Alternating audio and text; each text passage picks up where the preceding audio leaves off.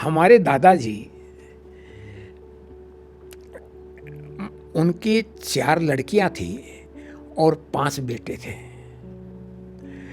और कभी कभी ऐसा होता है कि बेटे तो अच्छी तरह से फलते फूलते हैं, पर बेटियां दुख पाती हैं। ये एक due to nature, nobody knows what was the reason.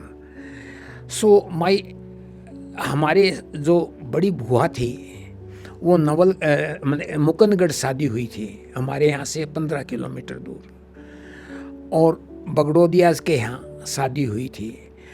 और आफ्टर 3-4 सन्स एंड डॉटर्स, उनकी हमारे फूफा जी की जल्दी डेथ हो गई थी।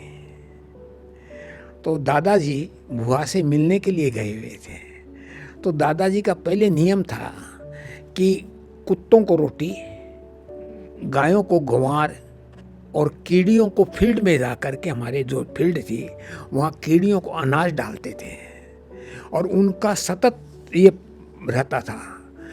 तो जिस दिन हुआ क्या था कि मुकनगढ़ में ट्रेन लेट आई जयपुर से, तो झुंझुनू लेट हो गई ट्रेन में, है तो आधा घंटे पौन घंटे का लेट, परंतु लेट हो गई।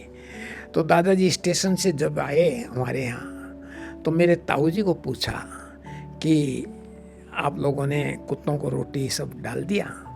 तो उन्होंने बताया कि भाई मैं तो भूल गया।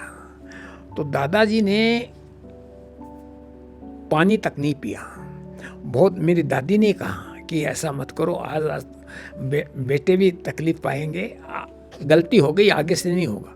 नहीं, ही वॉज सो फर्म कि सवेरे हुआ, उसके बाद कुत्तों को रोटी फील्ड में गायों को देख करके, बाद में आके पानी पिया, अन्न खाया। उनकी वो जीवन पर्यंत सेवा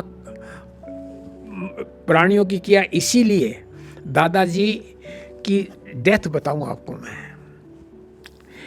हमारे यहाँ चाचा जी के यहाँ दूध और रोटी आती थी 11 बजे, और दादाजी वहाँ पर हवेली में नीचे बैठ करके दादी उनको खिलाती थी। उसके बाद क्या हुआ, उस दिन जिस दिन डेथ हुई, उस दिन उन्होंने कहा कि मेरी इच्छा नहीं है खाने को।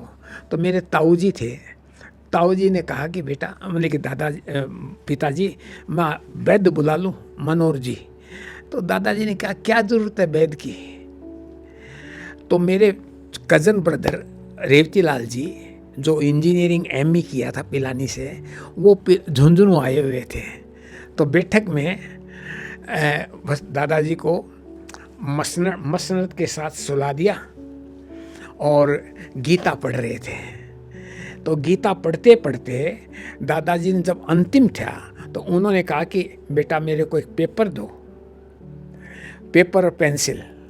तो दादाजी ने जब मृत्यु हुई उसके 2 सेकंड पहले लिखा, गायों को बाछियों को पूला, गायों को गंवार, कबूतरों को मोठ, कुत्तों को रोटी, और करते करते एट द एज ऑफ 86